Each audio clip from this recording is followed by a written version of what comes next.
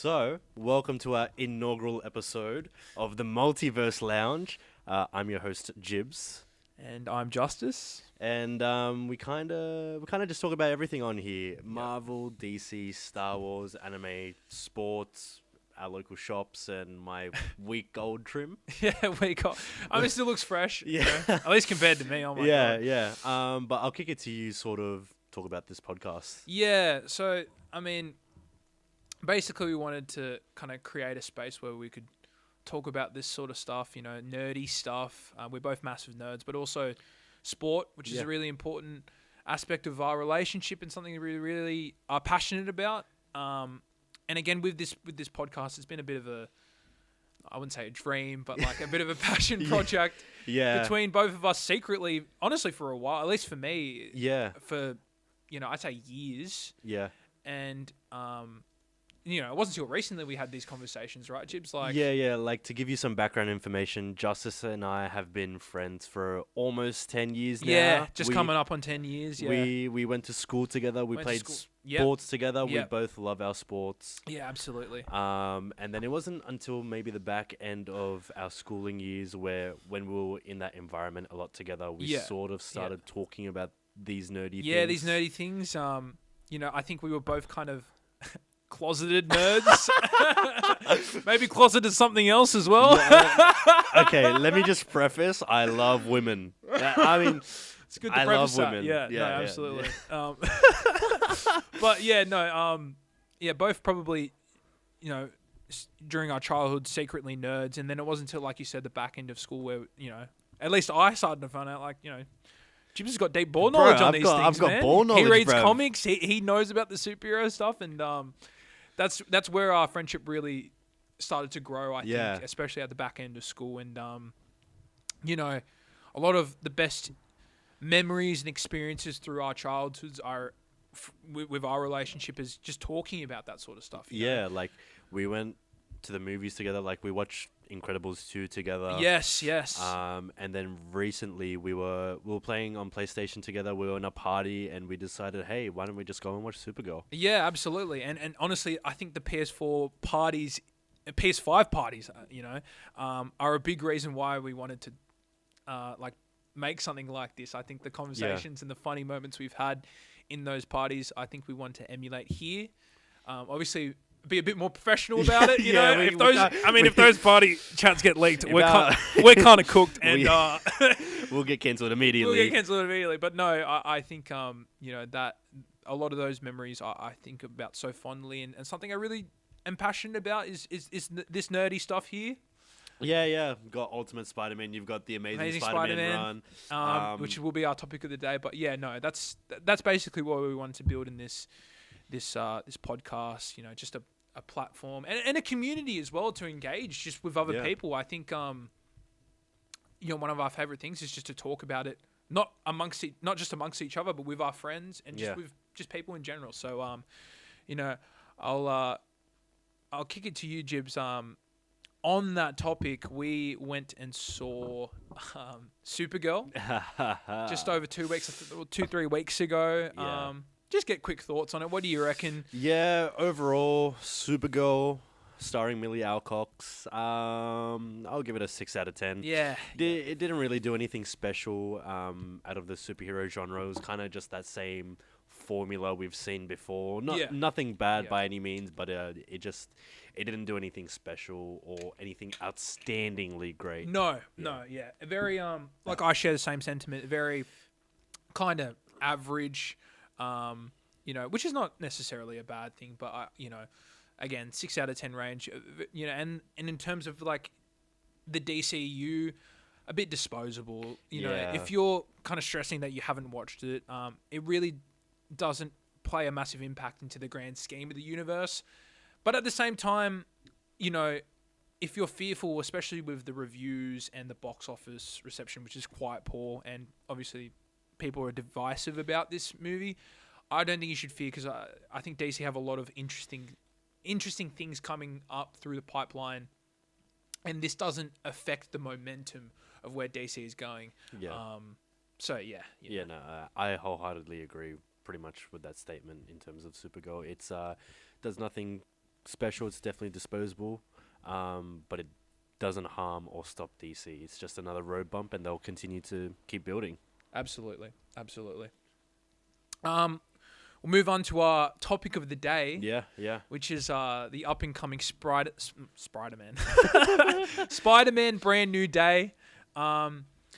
Directed by Destin Daniel Cretton, which is the director of Shang-Chi and the Ten Rings, which I think we both really enjoyed. Incredible movie. Also, Wonder Man, the Disney Plus series, which was Emmy nominated recently as well. Yeah, I didn't know that. Yeah. The main actor, I forgot his name. I'm sorry, but I think he was nominated for Best Actor in a Comedy Series. Oh, okay. So no, credit to him and Destin, and back to this movie. This movie stars Tom Holland, Zendaya, John Bernthal, and Mark Ruffalo, and Sadie Sink as well. Yeah. And it comes out on the 31st of July, 2026. I'll kick it to you, Jibs. Just under 2 weeks away. What's our hype levels? What's our expectations? What do we think about this movie? How excited are we? 10 out of 10. 10 out of 10. 10 10 out of 10. As you can as you can clearly see over here. No, definitely 10 out of 10. Spider-Man is both of our favorite characters. Absolutely. And I'm really excited after 5 years without a live action Spider-Man. It's good to see another Spider-Man film finally come out again. Absolutely. So I'm very excited about where this movie is gonna explode in the box office. Yeah. I share that same sentiment. I think my hype levels is 10 out of 10, 11 out of 10, and not just on an anecdotal level. I think a lot of people share the same hype levels and sentiment. Yeah. Like, just looking at the data here, according to Deadline, Spider-Man Brand New Day is tracking to open at the domestic box office. So for people who are unfamiliar, just the US market, between 180 to 190 million dollars a year in its first opening weekend, nuts. Which is ridiculous, and it would make it. If it tracks, it would make it the 5th highest domestic opening of all time. Yeah. Right behind The Force Awakens, which was huge. Oh, huge. Infinity War, Endgame, and its predecessor, Spider-Man No Way Home. Oh. So, I think a lot of people share the hype and excitement for this movie, especially off the back of its predecessor, Spider-Man No Way Home. And moving on to that, like, what are your thoughts, Jibril, on just kind of Tom Holland's movies in the MCU in general? His adaptation of Spider-Man, his interpretation, like general thoughts. I think look, there's been a lot of people nowadays who pretty much they're not a big fan of Tom Holland's Holland's movies, the first 3 movies, and even No Way Home, but I think I'm one of those people that never switched up on Homecoming Far From Home. Me either. But No Way Home is just incredible. Absolutely incredible. I personally think the MCU have not missed on a Spider-Man movie, and obviously some are stronger than others. Like, I think Homecoming is really great. I think Homecoming is really great. Far From Home is good as well. It is the weakest out of the 3. Definitely. Still a great movie. But the crown jewel of it is No Way Home. No Way Home. And it really pushed forward and elevated, I think, Tom Holland's Spider-Man, to a level where he can compete with, Toby and Andrew. Personally, he's still not my favorite, but I love Tom Holland as Spider-Man. He's an awesome Spider-Man. Kills it, especially in that last film. And with that last film, it really built the foundation of where this film is going. Yeah. And I also think, with your point, like, I think people did switch up on not just Homecoming and Far From Home, but especially No Way Home. Yeah. I think when No Way Home came out, everyone loved it. And then there was a point 12 months later where people started to switch up on it. I think that movie's amazing. Yeah. I think, the criticisms of Iron Boy Jr. and that sort of criticism generally with Holland's movies doesn't really ring true because Tony Stark's not in this movie. Yeah. But also the criticisms of it being a cameo fest, I think, is an oversimplification. Yeah. You know, because those, you know, with Toby and Andrew showing up in those movies, they are integral to the plot and to Holland getting through his trauma and all that sort of thing. So, no, I think No Way Home really laid the platform for Brand New Day. And, you know, I think you share with me that, like, we've always wanted to see Holland be a street level. Definitely street level. You know, we got that sort of universal sort of feel with Tom Holland being in Infinity War Endgame. Yeah. But seeing a street level Spidey is just always... Will always be, yeah. That's the reason why we love him. Yeah. And to your point before talking about, you know, Iron Boy Jr., it's true to a certain extent, but Far From Home... Sorry, not Far From Home. No Way Home completely eliminates that. It's definitely still part of his character. Yes. Tony's part of his character. But always will be, yeah. Eliminates that, and I think I agree in terms of Toby and Andrew were not just a cameo fest. No. That movie was the beginning of a new era of everyone bringing back old actors, reprising their roles. It had a massive impact on Hollywood. Massive impact, but it's not because they did that, but they also executed it yeah. Like, people dog on John Watts so much for the first two movies, but he made No Way Home, and I'll just touch upon two things. The two Spider-Men being in that movie just really reflect their sort of battles that Tom Holland doesn't... he goes through it with Tony. Tony's definitely a big part of a personal loss for Tom. Absolutely. But it's Aunt May.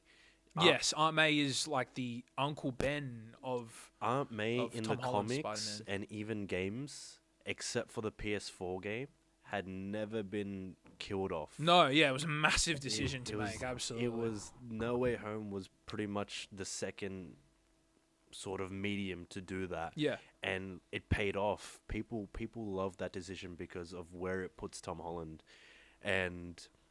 yeah, without No Way Home, without John Watts making No Way Home the way that he did, Brand New Day wouldn't exist. Absolutely.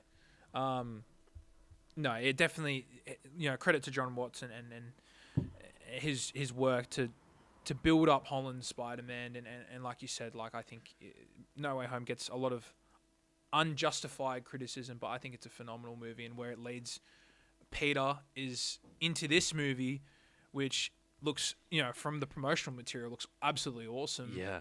We've seen both the trailers and all that sort of stuff, and very excited. But with that, you know, a lot of the promotional material doesn't really show a lot of the plot. Yeah. There's certain elements of Peter going through a transformation and Punisher and Hulk, but the general premise isn't really displayed in the promotional material. Yeah, look, they are starting to show a lot of stuff now, but at the same time, there's you don't really know what's going on. Yeah, I don't know. I have no idea what's going on. I don't know the main plot of the movie. Me either. Like, and that's what I want to bring up, Jibs. I'll kick it to you. Gun to your head right now. Oh, okay. Okay. What do you think is the plot of Brand New Day? Do you have a theory? Do you have someone else's theory that you would like to bring up? Like, what do you think? Gun to my head, lasers pointing to the earth. The Martians have the death beam pointed at Earth. Machete at my penis, ready to cut it off. Look, what I think Brand New Day is, it's going to be a lot more emotional. It's going to be, the plot is more so going to be about Peter himself, and then these different sort of stories happening, just like a comic book where the main story is Peter, but then these sort of side activities are going on. The Hulk, Scorpion, Punisher. Shout out to Sammy J, he's a creator that I watch. He's, you know, very popular. It's basically the inverse of Tobey Maguire's Spider-Man 2. In that movie, it's pretty much... Expand upon that. What do you mean by that? It's pretty much just... It's the storyline where it's Spider-Man No More, where... Yes, Spider-Man No More. He has a life of Peter Parker and Spider-Man, but he really wants to do a lot of his Peter Parker stuff. Yes, he wants to go to class. He wants to go to see MJ's dance. And those two... you know, kind of lives come into conflict. They kind of clash. He can't go to those things because he's out there with his great power being responsible in saving Yes. the people in need. Yeah. So because of that, when he finally leans into being only Peter Parker and Spider-Man is no more, he loses his powers. He finally gives up his powers and he lives his life as Peter Parker. But if he lives his life as Peter Parker, the world needs Spider-Man. Without Spider-Man, all these crimes, all these people get hurt, whether they're close to him or not, they are in jeopardy. So the opposite of Brand New Day is essentially him fully becoming Spider-Man, and Peter Parker neglecting the Peter Parker aspect. Peter Parker is no more. Yeah. Becoming Spider-Man means that no one will get hurt in Peter's life. Yes. And no one will ever be close enough to get hurt. Yeah. But then that also means his spider side is coming out. He's leaning more into his powers, which he might not want, and the occasional break that he does need, maybe reconnecting if he wants this life with Ned and MJ again. He needs to go back to being Peter Parker. Yeah. So, like, I share pretty much the exact same theory.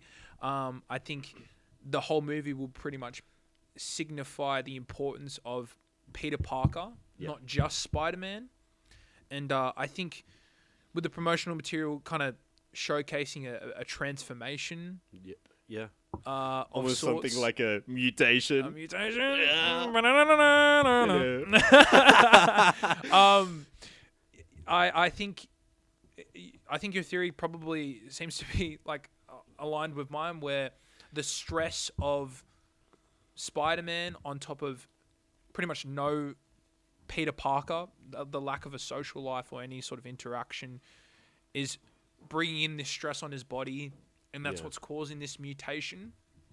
And I feel like that plotline can thread into how Bruce Banner's incorporated into this movie, because he goes through a certain transformation himself, and he mutates into some green big thing. Not one of those toys that you play with, but thank you. I appreciate letting my business name out there. But no, I think that's how it incorporates Bruce Banner. And I think he will probably try and get his advice on that. And my only issue is the middle of my theory, like how does, a suspected character... Oh, Sadie Sink. Yeah. Who is she playing, Jibs? She's playing Jean Grey. She's playing Jean Grey. She's playing Jean Grey. Yeah, she's playing Jean Grey. I think they're trying to keep it hush-hush like they did with Andrew Garfield and Tobey Maguire, not really showing her in the promotional material. Yeah. Not really hinting. There's possible hints to, a hooded figure with a blacked out face manipulating, mind controlling people. But again, I have no idea what that even means, Yeah.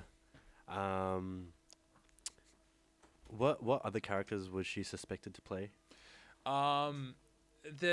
She suspected that she could, like, if it's not Jean Grey, which it probably is Jean Grey. Probably is. She could be an alternate universe version of MJ with the red hair, and I don't know how that works either. Or she could be a Daredevil villain known as Typhoid Mary, which Typhoid Mary actually has psychic abilities, so like it's not far fetched.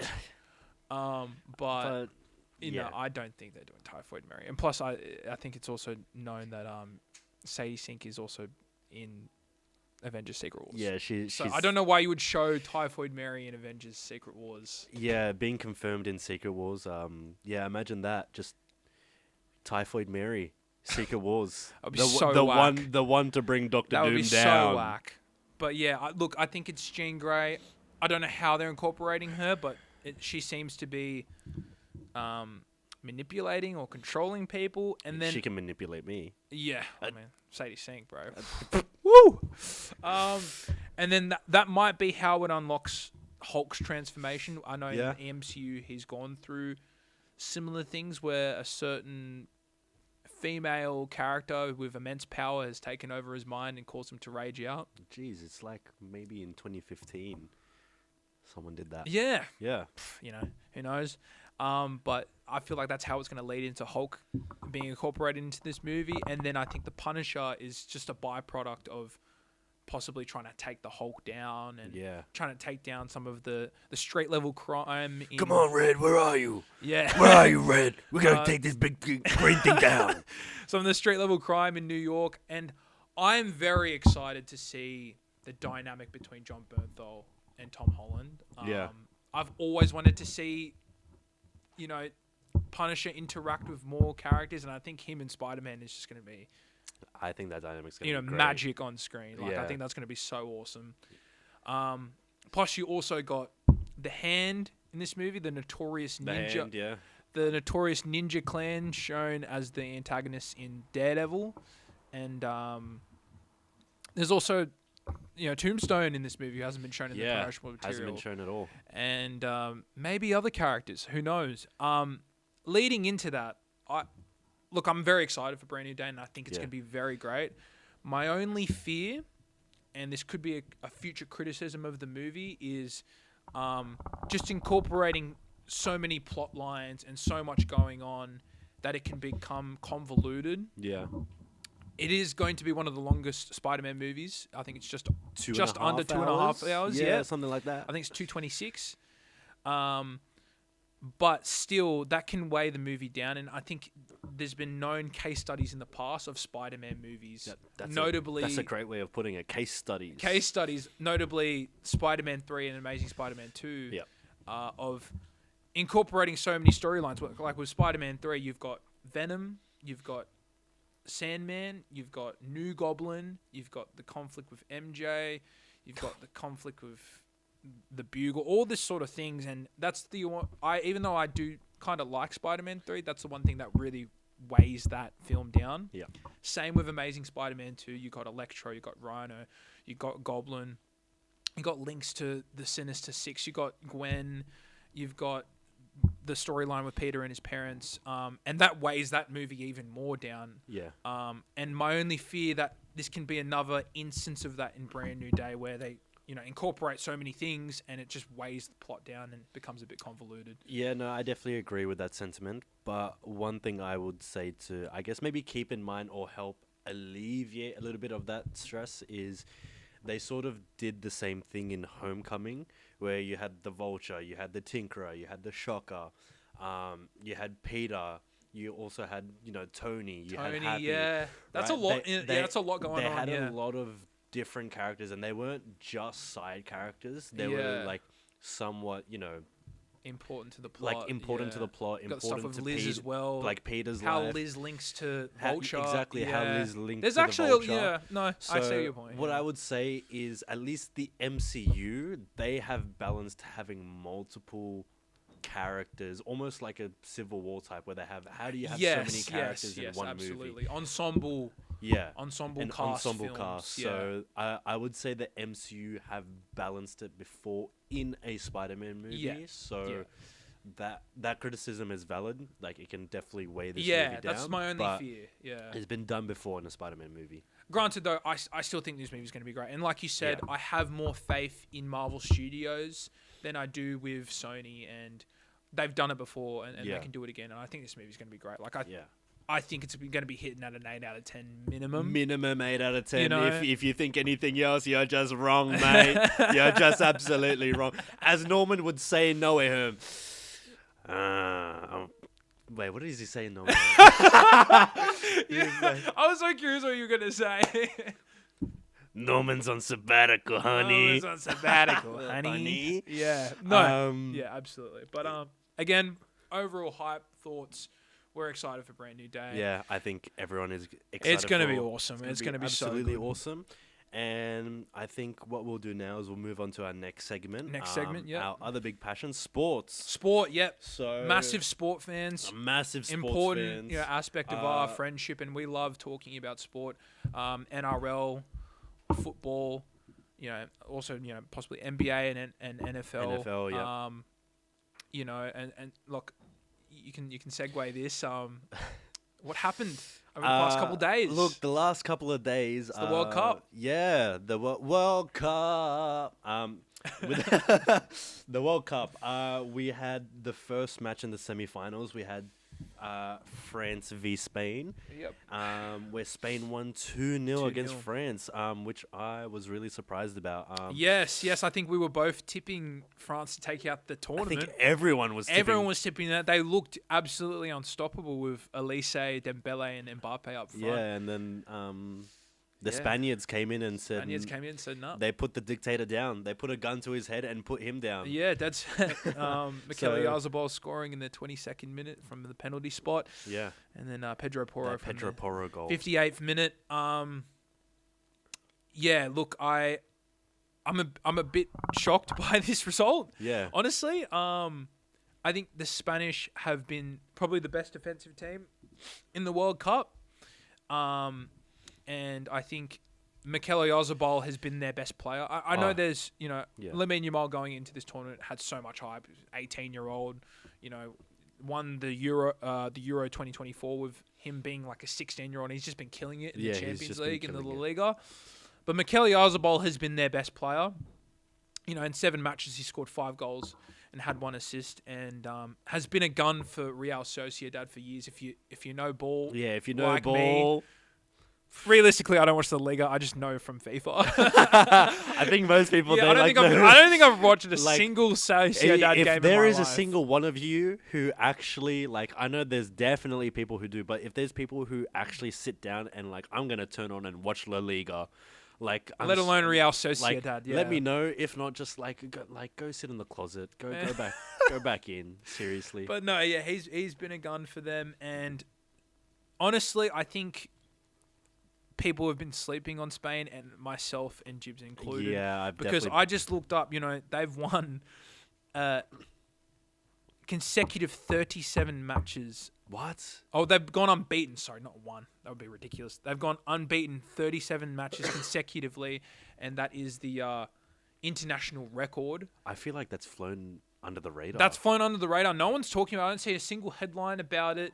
And if they win the World Cup, it would make it 38, and it would be the most successful kind of 38 game stretch of any international team. Does that stem back from the 2024 Euros? Yeah, from the 2024 Euros. Yeah, and they also won the UEFA Super League last year against France as well. The Nations League? Nations League, not Nations Super League. Nations League, and they beat them 5-4. So, Spain, people have been sleeping on them, honestly, and myself included, in respect to them.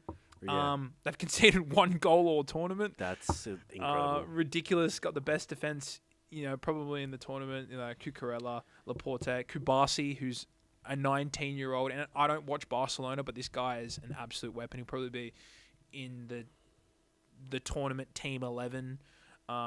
Absolute freak. Do you have anything to say about the Spanish?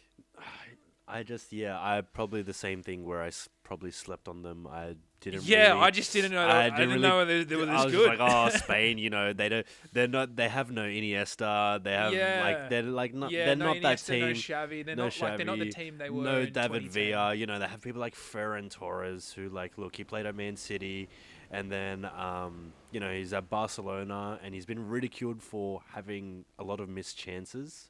Yes. There, but that squad is just performing. No, they are performing, absolutely. Yeah. And look, the flip side, the French, very underwhelming considering the talent they have. Yeah. I did watch this game, and it just seemed like in the midfield they were absolutely outclassed. Yeah.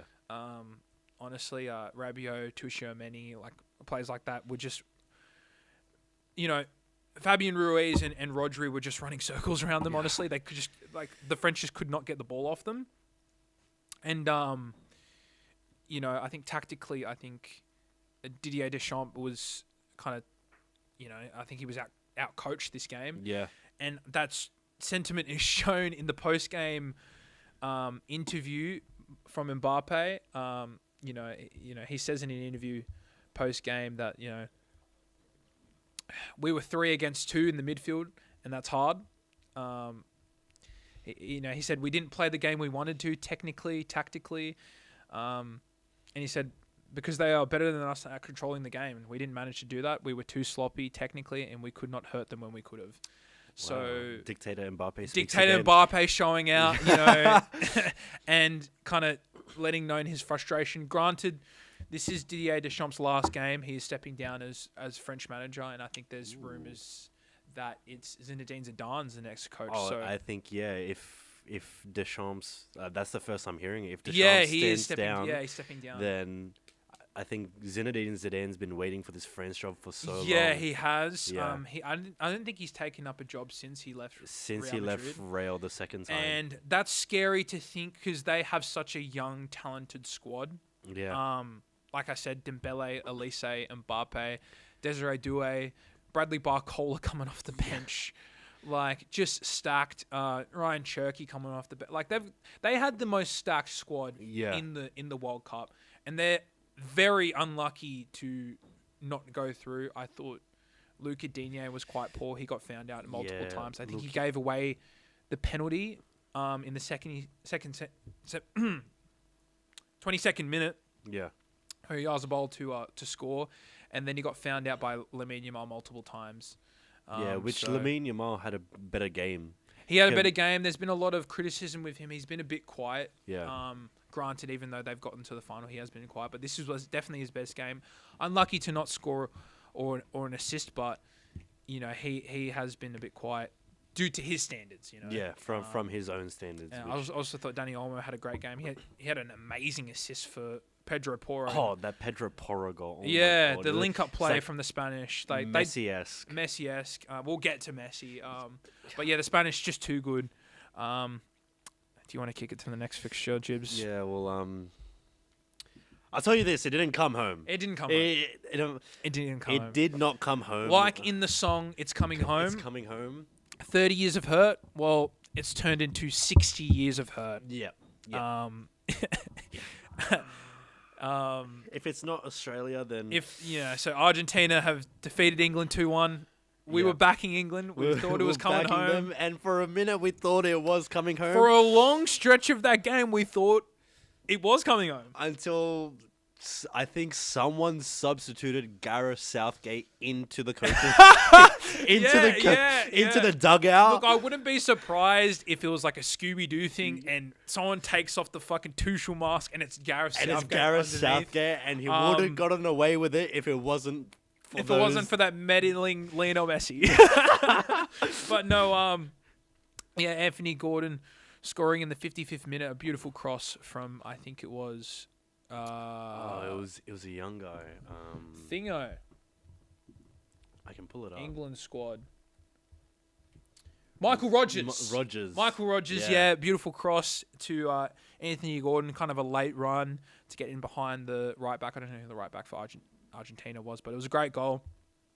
And it looked like for stretches of that game, especially in the first half and the first part of the first half, that England could win this. And they go up 1-0. And then the decision that Tuchel make is he's kind of getting, he's getting torn apart in the media. What do you think, Jibril, of this bottle job again from England? Look, first I'll give credit to Tuchel because he's made from the selection, which he was heavily criticised about. He did very well with this squad. He did, yes. There was a lot of criticism on who he chose, and I think he got the best out of him. Yeah. Up until a point. I'll let you finish your point. I have very strong criticisms about what Tuchel did. Up until this game, look, it was a very back and forth game. Especially the first half, The first half, any team could have taken the lead, but England took the lead. But this German-headed demon, as soon as he got the first goal, he decided to park the bus. Everyone, play haram ball. Get to the back, play haram ball, haram Amarim ball, and just park the bus. Yeah. Brought 5 at the back. Yeah. And then Argentina were just knocking on the door. They were knocking on the door, absolutely. It's just like Jack they were knocking on the door kind of all game. There were a lot of opportunities where Argentina could have been the team that scored first. I think Enzo Fernandez had a shot in the first half, which was the only kind of shot on target that half. Yeah. But like you said, it really wasn't until Tuchel decided to play extremely conservative. And granted, in football, there's going to be stretches where you're going to put players behind the ball. Oh, for sure. But to sub off their best player in Anthony Gordon in the 70-something minute and to just hope that they're going to get a victory by just putting men behind the ball and putting players like Dan Burn in at centre half and hoping they don't cross it in, I think is just very cowardly, honestly. I understand why coaches do it to protect the league, to try and win the game and see it out. But in every single sport, in every single medium that you see it, the moment you stop playing the game is when you lose the game. Absolutely. That's a great point. Like, they were playing not to lose, not playing to win. Exactly. You know what I mean? 100%. Like, they... Look, I think a lot of England fans probably would have been a bit more satisfied if they just got outclassed. If they just got outclassed by the Argentinians, and they did, but like it just felt like they sat with their tail between their legs and just gave Argentina opportunity after opportunity. Pickford had a multitude of saves. He had some great saves. I think McAllister had like a shot off the post as well, or maybe a header. But realistically, it comes down to the class of one man, one Lionel Messi. Oh, God. Okay. He's the GOAT, bro. He's the GOAT. I am a Ronaldo fan, and I would still argue that he is Mr. Champions League. Yeah. And the Champions League is the hardest league in the world. Yeah. And he's the best Champions League player of all time. But Lionel Messi's the GOAT. He's the greatest player to ever play. I also share the same sentiment where Ronaldo is my GOAT. Like, Ronaldo's... United fan, by the way, as well. Yeah, Manchester United fan speaking. Ronaldo is my favourite, but Messi is just the GOAT of football. He's just unbelievable. At 30... Like, guys, I'm going to tell you right now... 39 years old, by the way. Off script right now, our segment, it's just Messi. Yeah. Just in my notes, Messi. it's just Messi. It just says Messi. Just is Messi. This guy, look, little credit to Scaloni for, subbing on players like Lautaro Martinez, who ended up getting the goal to get them over the line.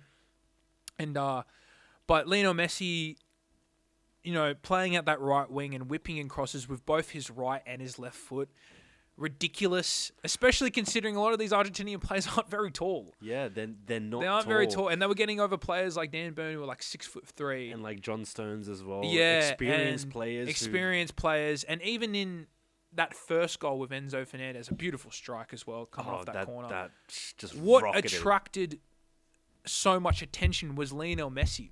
Yeah. Like Enzo Fernandez was able to take 2 touches and have a shot on goal, and there still really wasn't anyone around him. I'm pretty sure the lead up to the actual assist of the goal is Messi being almost triple teamed, and he kicks it over to Fernandez. Fernandez with a beautiful strike.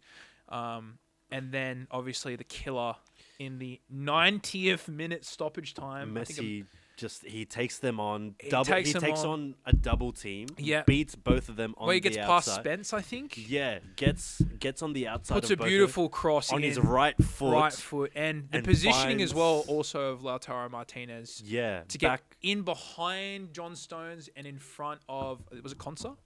I think Reece James. Reece James was subbed off at that point, I think. Oh, okay. I think Kwanzaa, yeah. Yeah. Granted, Stones was in no man's land, but it was a beautiful cross, and it was like 2 yards from the goal line. So you're not saving that. And Argentina go through and heartbreaking fashion for England fans. I feel for you. We were kind of England fans. I mean, Australia's like... It's like I think like the England sort of vibe gets into us because we watch the EPL and and we're both EPL fans and you got this Chelsea scum across from the table over here. Come on, you Blues! Come on. We've seen real success. Look, I'm just saying if they had Palmer, they're not losing that game.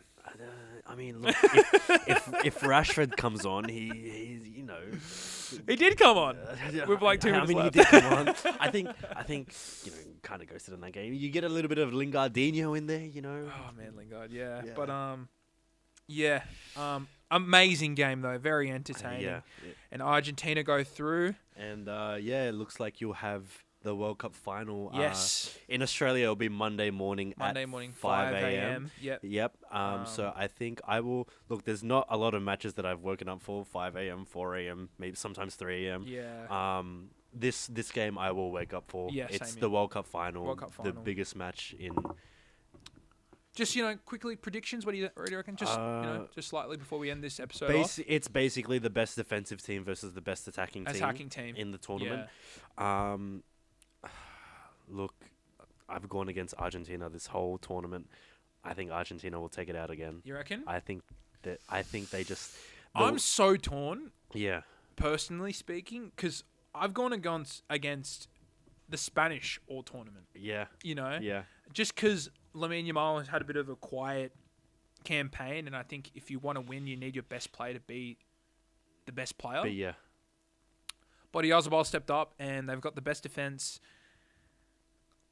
Oh, man, it's tough. I think it's going to go down to the wire, but I think the Spanish are going to win. Okay, yeah. I think coming off a Euro campaign where they were the best team in the Euros, and granted, Argentina, they're coming off back-to-back Copa Americas and a World Cup. And they would be the first country to win 4 consecutive, main, international... So, Copa America, World Cup, Copa America, World Cup. No team's ever done that. No team's ever gone Euro, World Cup, Euro, World Cup. Yeah. I think the Spanish got close. Yeah, they won the Euro and then they won the World Cup and then the Euro again in 2012. Yeah, and then... But if Argentina do this, they'll be the first nation to do that.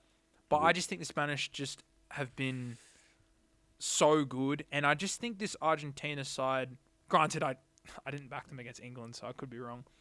They're just not the same talented side they were in 2022. Yeah. And I think they're very dependent on Lionel Messi. Lionel Messi pulled them out of the fire this game. Yeah. He was like, just get on my back, we're going to win. Yeah. Granted, bottling from England, but just class from this guy. And I think Spain can just win in a multitude of ways.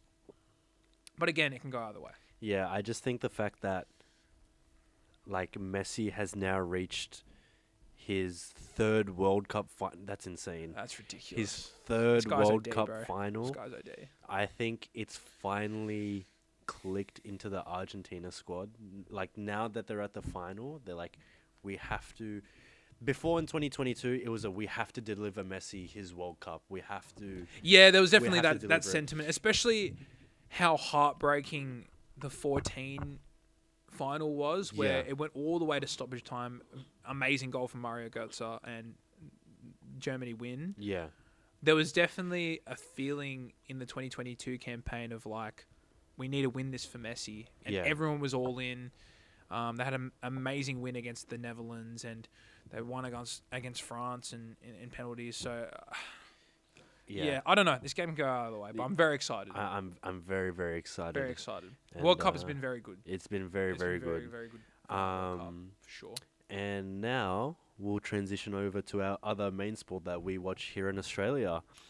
The NRL, yep. The NRL. So currently we're in the middle of round 20 now. There's actually a game going on right now. Right now, actually. The Roosters are beating the Storm 8-6 as well. So 8-6. We'll cover that in the next episode. But on Thursday, we had the Broncos versus the Panthers. Yes. And the Broncos beat the Panthers 14-12 in a wet weather game. It was raining.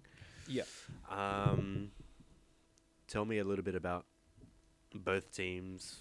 Look, a lot of individual brilliance from one Reece Walsh. Yeah, Reece Lightning. He got them over the line this game. Granted, I think a lot of credit has got to go to just the Broncos in general for keeping Penrith on their line for so long of that game. Yeah. I think, Penrith are such a overwhelming football side, and they've really kind of perfected the NRL, how to win at Clubland. Yeah. But the Brisbane just kept coming at them, and Brisbane had more possession. They had a higher completion rate, which is rare from Penrith. Penrith usually complete insanely high. They only completed 78% of their sets. But realistically, what got them over the line was Reece Walsh. Yeah. Just some individual brilliance from him. I'm pretty sure he assisted all 3 of those tries. All 3 of those tries. I think, was the Stags try was off a kick as well? Yeah, the Stags... it was off the Ricky try was off a kick. It was off a kick. The Stags try was basically the pass went to Reece Walsh, and it was basically at his toes. He picked up... No, that's the one where he fended off McLean. Fended off McLean. Yes, that's right. He passed it to Stags, and Stags just bolted to the he line. emulated a lot of what he did in the grand final last year. Pretty much. Just getting the ball at first or second receiver, and his running game is so threatening that, like, once he gives the ball out, he's giving his outside man so much time. Exactly, yeah. And, like, that Karapani try. That Karapani try. Just, you know... Cut out pass. Didn't he come out of dummy half, or did he get it out of first receiver? I'm pretty sure he was out at first receiver. Yeah, he got the ball at first receiver. He skipped out on the A defender and just threw a cutout ball, and it was a GG from there. So yeah. Look, Dylan Edwards was amazing. In that game. He honestly kept Penrith from you know. He kept the Broncos from scoring more points, honestly. Pretty much, yeah. You know, it's one of his best defensive games as a fullback. Absolutely. And Nathan Cleary on report. That's right. Yeah. Brian To'o had a double. Yeah. He had one of his stronger games. He's been in a bit of a dip in form, obviously not getting picked for Origin. Yeah. But a strong game from him. And then I guess the referees...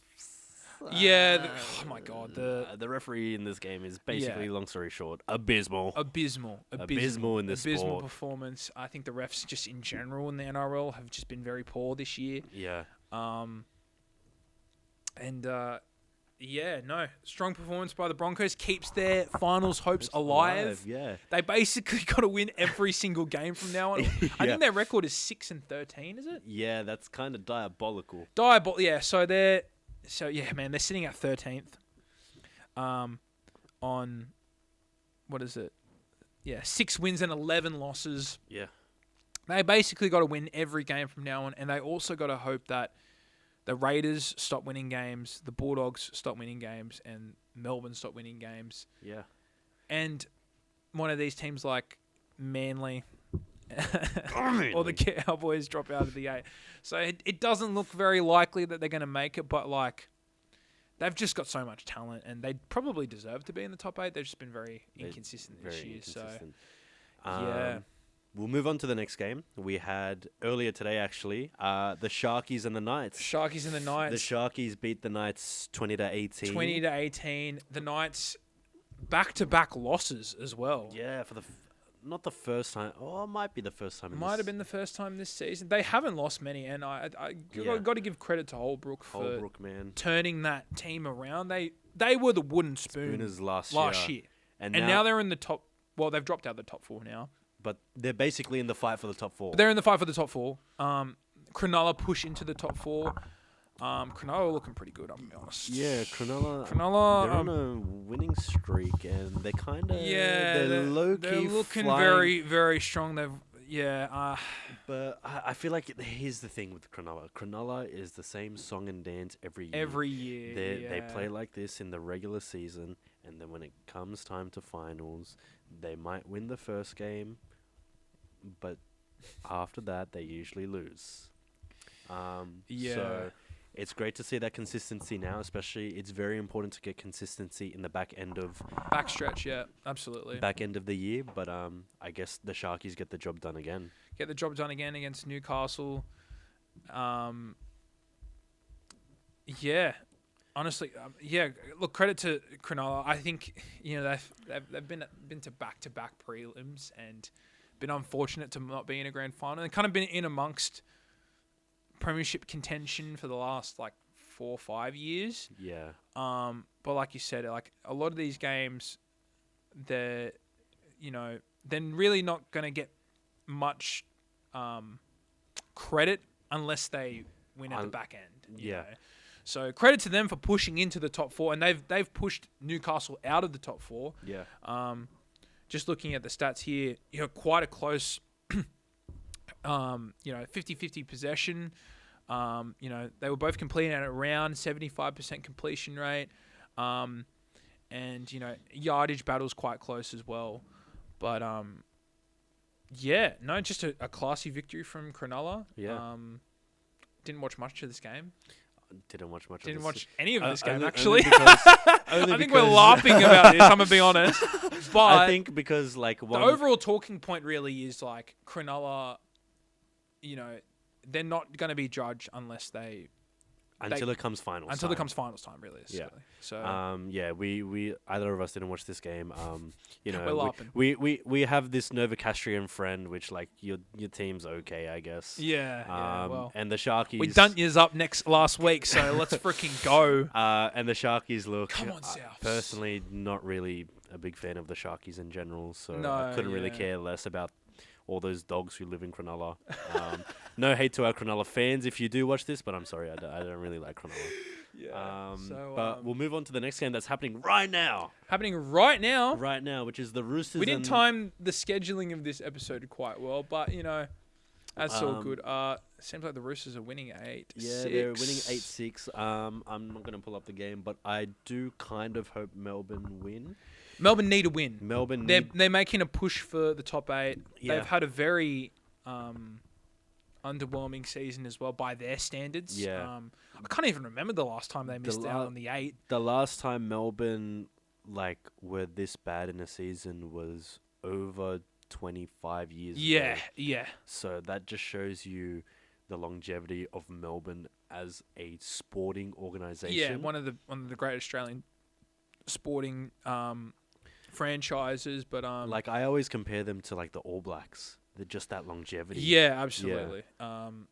Absolutely. They're the pinnacle of NRL club footy over a long period of time. I think Melbourne I think Penrith have a more dominant run, but Melbourne have had a very consistently good stretch of just being in the top 8, being in contention for grand finals. And being in grand finals, but on losing some. Yeah, but losing some. Still being there. But they're always the type of team that if they lose a grand final, they're probably going to be back there next year and win it. Exactly. Or just be in amongst it, And I think, especially being a South fan, we haven't played finals footy in 4 years. Oh, wow. Yeah, crazy. I was at the last finals game. It was 4 years ago. It's so easy to take for granted, being in finals footy and being in contention and knowing when your window is. And Melbourne have always been up there. But, look, I hope they win. But I also just think the Roosters are a genuine threat this year. I think the Roosters are the same as Cronulla, where they're winning their games and no one's really... they're definitely a premiership threat at the beginning of the season. Look, I think the Roosters are more of a threat than Cronulla. 100%. Yeah, 100%. Yeah, they've beaten Cronulla twice this season. Yeah, I'm just thinking back to the beginning of the season where people had the Roosters at within grand final contention. Basically. Yeah. And then they had a little bit of an inconsistent run where they were winning some games, losing some games, and people wrote them off. Yeah. I think after that, maybe I'm just not dialed into the NRL community as much, but I think that was true. Yeah, I think once the Roosters started winning their games consecutively, they haven't lost too many since that inconsistent run. Yeah, I do notice that especially early on, Cherry Evans was getting a lot of criticism because. Just seemed like him and Walker didn't really have that combination down pat. Now Cherry Evans is he's winning them games. He's winning them games. He's their captain. Yeah. And I just think a lot of their players have really shown a lot of development. I think Hugo Savala's had a great season. Mark, obviously. Daniel Tupou just crossed over 300 games last week, and he's been good. Robert Toya. I love Robert Toya, bro. Rob Toya. Oh, I love Robert Toya. Robert Toya, I love you if you're watching this. Siwa Wong. Yeah. He's had a really good season. He's had a really, really good season. So, yeah, hopefully Melbourne win it, but I think the Roosters probably might take this game. I think the Roosters might take this game, but I do want Melbourne to win. Yeah. We've got the next game tomorrow at 3 p.m. We've got the Raiders against the not-so-mighty South Sydney Rabbitohs. Come on, South. Let's go. South Sydney till I fucking die, bro. Let's fucking go. Get this guy out of here. Let's go. Now. We are pushing. Put him down. We are pushing for top 4. great win last week against those Novocastrians on my birthday as well. Great birthday present. Yeah. We've been playing some. I mean, considering the injuries we've had, we've been playing some very good footy. I think Ashton Ward, stepping up in the 7 jersey and kind of taking it from Humphreys has been very good this season. Walker has been good, like he is every year. Obviously, temperament issues. Yeah, temperament issues last week. But I think if you look at how many people we've had in injuries, Latrell and all that, we're performing really well, and I'm excited. And I think we're going to get this win over Canberra. Canberra are a deadly team. Yeah, look, Canberra did win last week. Another team that, like, you look on paper, like, they should be in the top 8. They won the minor they were premiership minor premiers last year. And now they're battling to be in the 8. Look, they had a good win last week. I think they're very strong win. I think they're starting to get their players back from injury, so their forwards really laid the platform. Absolutely. So then people like Ethan Strange, what a gun. Owen Paddy had a cracking ridiculous game last week. This kid's a gun. Queenslander, by the way. No. Get in there. Yeah, you want to? we'll get to that at the end. We'll get to that at the end. Do we have to? It's been like 2 weeks, bro. Yeah, it doesn't matter. You're South in your mouth. But I think it'll be a tough game for Souths. It will be. Yeah. It will be. I think it's down. Yeah, it's at GIO. It's tough to win down there. It's tough to win down there. But I think, look, I'm backing the boys. I'm gonna be honest. They're both paying at $1.92, so it's like pretty much even odds. Yeah, even odds. But I think Souths have just showed a lot of class, especially beating a good side in Newcastle last week. I think they're going to continue that form. So, come on, South Sydney, let's go. The match directly after that is Warriors-Dragons. Warriors-Dragons. Warriors. Next game is... Honestly, fair. Sorry to our mate Connor. He supports the Dragons, but mate, I mean, you're all down there by yourself, buddy, and no one's coming to pick you back up. No, look, the Warriors, they won well. I watched that Warriors-Tigers game last week. I'll touch on the Tigers later on, but the Warriors, man, they were clinical. They finished the sets. Completion rate was high. Even the back end of that game, there was 5 seconds left, and I'm pretty sure they won a penalty, and they wanted to go and score, and they were in their own half, so like they were hungry. So look, the Warriors are sitting second, which Warriors are a threat. Warriors are 100%. Warriors are absolutely a premiership threat. The Warriors, one of the few teams to actually contend with Penrith on their day. Yeah. Look, Penrith are still the premiership threats, but I think the Warriors are insanely scary, and they've got ridiculous depth. Yeah.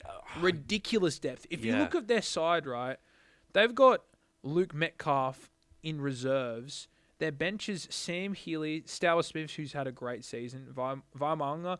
Halassim is not even starting. And also, they've also just signed Luke Laulilii. Yeah. Like, this team is very, very, very strong. The Warriors now, there was a couple of seasons where one season they'll be in the 8, they were playing this really good type of footy. The next season they would be out of the 8. The season after, credit to Webster, he's turned this side around. He's turned this side around, and the last couple of seasons, the last 2-3 seasons, the Warriors have been in the top 8. Yes. Which, yeah. Look, no, they're a threat for sure. If they win the premiership, I wouldn't be surprised if they do. Yeah. I still probably tip Penrith to win it. I think they've just the most consistent team, and they play a very suffocating brand of football. But the Warriors have strike. They've probably got the most strike out of any team in the NRL, honestly. Yeah, and this is without, like, Tanner Boyd's done his ACL. Like, imagine him in that side. But, like, even, like, Tamari Martin, he slid straight into this side, and everyone would have thought that the leading Dally M player last year before injury, Luke Metcalf would slide right in. But he's had a great season, Tamari Martin. And even, I'm pretty sure before they closed the Dally M's, Jackson Ford. He was leading obviously the Dally M. His season is done, unfortunately. Right? Didn't he do his ACL? I'm pretty sure he did, yeah. Or he's out for a long time, at least. He's out Point for a being, while. Yet they've got depth in that forward pack. They've got absolute depth. And look, I'm gonna be so real. The Dragons, I got nothing. Dragons don't really have much. I'm gonna be Like, honest. look, They've got good players. I think their forward pack is very, very strong. Yeah. Very young as well. Like outside of Cook, you know, you got Loko Pasifiki Tonga. Yep. I think he's like 20 or something. Yeah. Couchman's like 22. The Couchman brothers are 22. Stewart and Egan, I think they're 21. Like, very young, but very strong and promising forward pack. And I think for Dragons fans, they should be excited with that. It's just, their attack is just very mediocre. Even mediocre. It's an insult to mediocre. They're not that bad, bro. They're not that bad. I'll give the Dragons credit. Like, in recent weeks, they have actually started playing some they're coming off a bye. They beat the Tigers the week before that. And look, they have this game against the Warriors is a game in hand. So if they potentially win that and win next week, they're actually off the bottom of the ladder. Yeah, true. So, and it'll be a fight between them, the Titans, and Parramatta for that bottom spot. But we think it's probably a Warriors dub. Yeah, Warriors dub. The next game of the round, we've got the Doggies and the West Tigers. Two teams that are very inconsistent. Very inconsistent.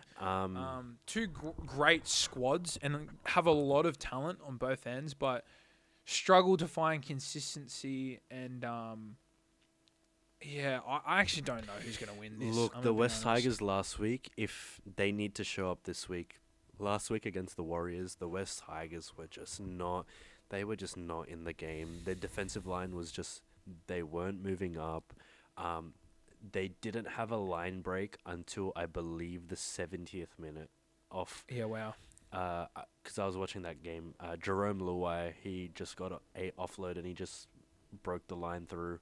But they only had 2 line breaks that whole game, which shows that Jerome Luai, look, he's going to Parramatta next year.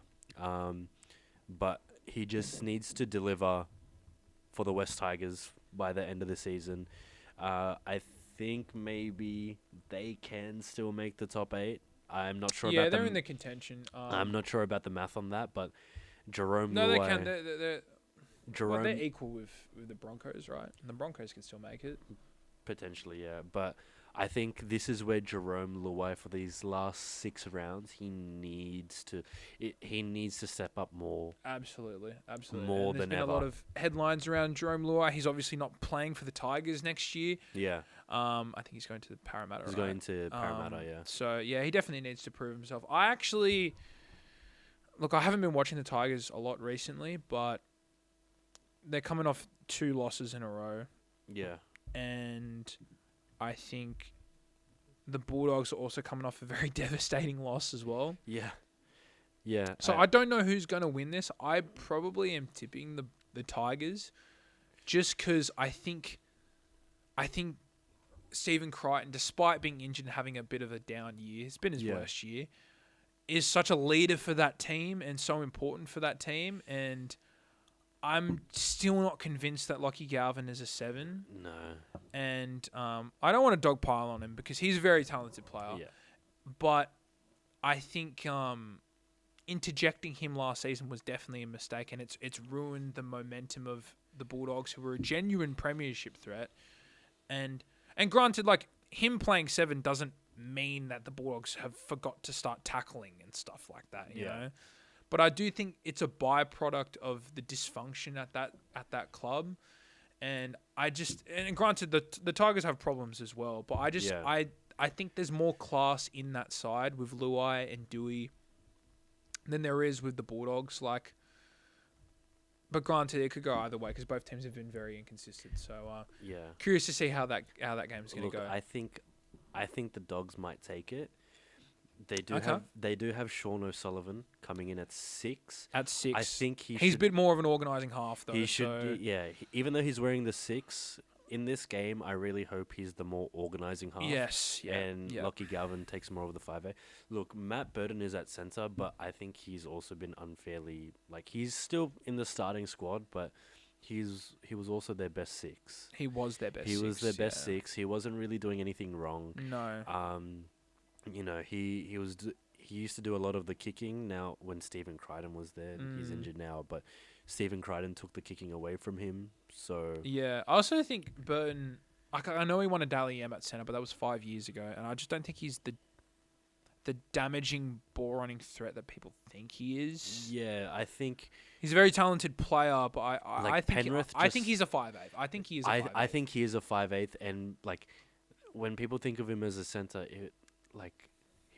that Penrith squad was stacked. Absolutely stacked. They just made so much space for him. Absolutely stacked. And team. it's just, I think he's their best 5'8", to be honest. And I agree. Lockie Galvin's in that squad as Galvin's well. got so much potential, but he's just not there yet. He's just not there. But I'm actually tipping the Doggies to win. Interesting. And then the next game after that, the Manly Seagulls. We're winning by 65. 65. 65. I don't know. Don't count out the Titans, dude. Don't count out the Titans. You've got the mighty Manly Seagulls. We're versing the Gold Coast Titans up in Gold Coast. Yes. Danger game for us. It is a danger game for us. They're like your bogey team, right? They're one of our bogey teams. Yeah. Look, we did beat them earlier in the season, but that scoreline, I'm pretty sure that scoreline was 8-6. It was 12-10. 12-10. 12-10. So and then last year you lost to them 28-8. Yeah. So they're one of our bogey teams of recent years. And look, Manly are coming off the back of back-to-back losses. Against Parramatta. So are the Titans as well. And the Titans as well. But the Titans before that beat Penrith. So they're a team. That's true. They're a team that can show up. And Manly, look, Foz, he's done great. This is Turn the club around. He's turned the club around for sure. This is his first real challenge of, okay, I'm starting to get back-to-back losses. These guys, they are playing for me, but their bit of adversity. Their energy is a little bit low. How can I rejuvenate this squad? How can I turn this around again? Essentially, Fogarty's been great for us this year. He's been one of our best. Absolutely. But he's had a couple of shockers in the last 2 games. Yeah. Couple of missed passes, drop balls, and the big one, goal kicking as well. Yes. Yes. Look, Manly as a team, they definitely want to play for Foz. You can see that there, and they've only been losing games by 2 points or so. So they're not getting blown out they're not getting their back blown out like they were when they were getting coached by Seabold. Let's get that straight. Yeah. But look, I'm just looking to see that same defensive intensity that when Foz first came in, where we were just suffocating teams. Yeah. Teams could not go anywhere. And that slowly started to come out when we versed Cronulla and we lost to them. Where Cronulla really out-muscled us. But I'm just looking for that to come back here in this game. Yeah. I'm tipping Manly to win by 65. 13 plus. But yeah. Look, I'm tipping Manly to win. They've just been a bit more of the consistent team throughout the season. And though the Titans have strike, obviously Jane Campbell and Keanu Kinney, and I also think Oliver Pascoe's has had a really underrated season. He's in my fantasy team, so that's how I know that. Yeah. But no, I think a couple of weeks ago, Manly lost to Parramatta. Yeah. And they definitely got punched in the mouth that game. I feel like they went into that game thinking that they were going to absolutely dominate. And granted, Parramatta have had a lot of injuries and been quite poor this season as well. Yeah. But that win really, when I watched that game, it really shocked me. Like, oh wow, like you said, they're not the defensive team that they have been. I was in the stadium for that game. Yeah. So I'm sitting there and my family are looking over to me and they're just seeing I'm gonna rip my hair out. I'm looking at the field over there and I'm seeing Lehigh and I'm like, oh, I went to primary school with this guy.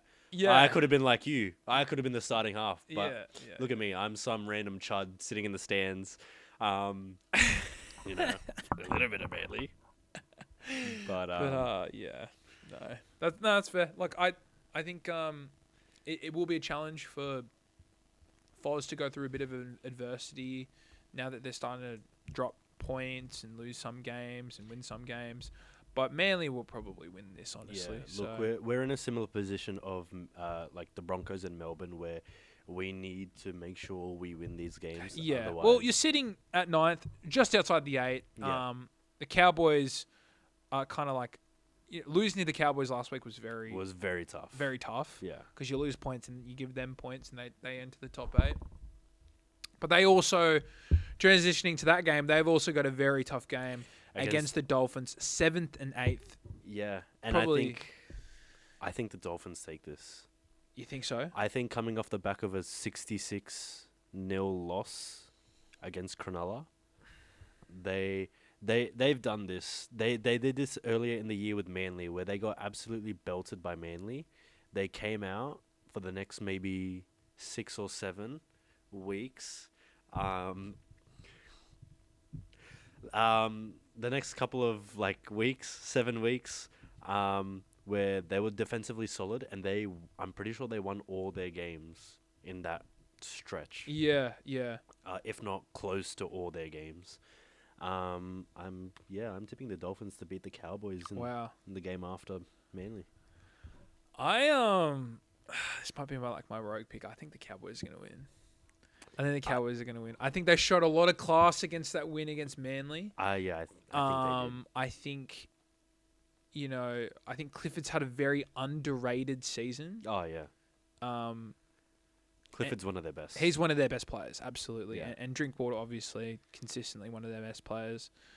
But I also think I haven't seen from the Dolphins without Izzy Katoa. Is he injured? He's injured. Oh, okay. He I think he fractured his wrist a couple of weeks ago. Okay. So and they haven't won a game since. Okay.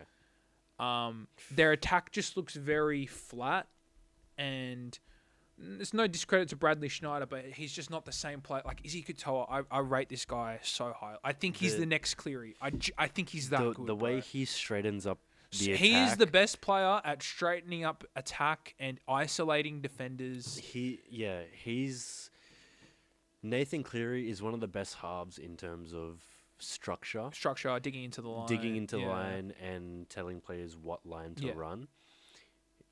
If it's not Nathan Cleary, it's Izzy Katoa. Izzy Katoa's got the best sleight of hand in the NRL of any half, and he's only 21. Something like that. He's a freak. He's an absolute freak. I think he should have won Dally M last year. I think he was the best player last year, genuinely. Yeah. I think he's that good. Or that one game where he, I can't remember what team it was, but he threw a 30-meter cutout pass. Yeah, against Cronulla. Ridiculous. 30 and the amount of times he has so many things in his arsenal where he can isolate the 3-man and dummy, or give an inside ball, shape inside, go outside. I think he's so talented. I rate him so highly. I also he just seems like a very likable dude. Yeah. But bringing it back to the Dolphins, his value is shown evident without. Yeah. Without him. I think you're showing how important he is to that team without him there, because they're just not the same team. Despite having strike, they still have Herbie and Asako and Hammer, and yet they're just not really, threatening in attack. And they're known to be the most attacking. Yeah. The deadliest attack in the NRL. I think obviously Izzy Katoa not being there, but that also hurts Cody Nikorima, who's had one of his best seasons this year. Absolutely. I think if the Dolphins go on to win their games, this is where Cody Nikorima needs to step up even more. Absolutely. He's the veteran in the locker room. He's the captain. And he needs to step up. And they were knocking on the door of top 4. Where are they at now? I think they're at 7th. They're 7th, yeah. But what's the points wise? I think. Let's have a look here. So they're sitting on 24 points, equal with the Bunnies. Yeah, Cowboys. so they're kind of in our range, Bunnies, Knights. And if they lose and Manly win, then they're equal points with Manly. They probably might miss out on the top 4, which is unfortunate because they were kind of battling around it. But you never know. I think your odds of winning the premiership once you enter the top 4 are so much higher. I don't think any team in this format has won a premiership outside of the top 4. No. The closest teams to that would have been the Cowboys in 2017. And then obviously Parramatta in 09. In 09. Yeah. Those are your two outliers. Yeah, absolutely. So, I think a lot of people were tipping the Dolphins to be a premiership threat. I still think they can be, but they need to go on a massive stretch of games where they, especially without Katoa. I just don't know. I just don't know how I feel about them without Katoa. So, and that is the final game of that round. You've got Parramatta, who's on a bye. Who gives a shit about Parramatta? Parramatta, man, I feel for Parramatta. They're the most injured team in the NRL. Very who unfortunate. Who cares? I mean, they Curious to see what they beat Manly, but I'm going around like Parramatta Road, and they're like, yeah, Parramatta. Curious to see what they look like next season. I'll be like, yeah. Show me all your wooden spoons where Manly doesn't have any.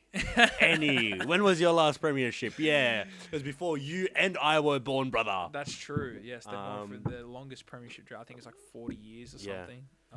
So we'll cover the NRL rounds next week, the fixtures and all that. Yeah, we'll cover the up and coming games for the next week and also just the rest of those fixtures. Review them, but that wraps up our pilot episode of the Multiverse Lounge. Yeah, of the Multiverse Lounge. Did we even introduce it as the Multiverse Lounge? It's the Multiverse Lounge. The Multiverse Lounge. So actually, there's one more thing that we forgot to talk about. What is it? I mean, I know it was almost 3 weeks ago now, but like you've Origin, this Queenslander, he lost. New South in your mouth, guys. New South in your fucking mouth. Oh god. Yeah, look, yeah. I mean, this isn't our first take, so we've talked about it a lot, and I'm sick of talking about it. I'm not, buddy. Talking about it, I don't like. I mean, credit to New South Wales, I guess. Yeah, exactly. Credit. All the credit to New South Wales. Yeah, boys just didn't show up. Unfortunate. I think changes need to be made next season. I think Walsh has to be in this side. You didn't rate Ponga? Look, I think Ponga's good. He's like, he won a Dally M. He is. Ponga's legit. I'm not hating on Ponga, but I just think Walsh just offers a deadlier attack in the Origin level. Okay, yeah. And even when he went on in Game 3, and he was playing at half, I think he was. Yeah. Or he was at least playing at second receiver. He was creating He space. was deadly. Yeah. Like, he showed glimpses of, like, genuine threat. And if he had played the 80 minutes, I mean, maybe he wouldn't have fucking shoulder charged Tolikola and sold our game. But, look, either way, we didn't show up. The ref was terrible. And I hate New South Wales. Terrible. I love New South Wales. We hate those Queenslanders. Mind you, viewers, this guy here, he's born in New South Wales. He was born in Manly Hospital.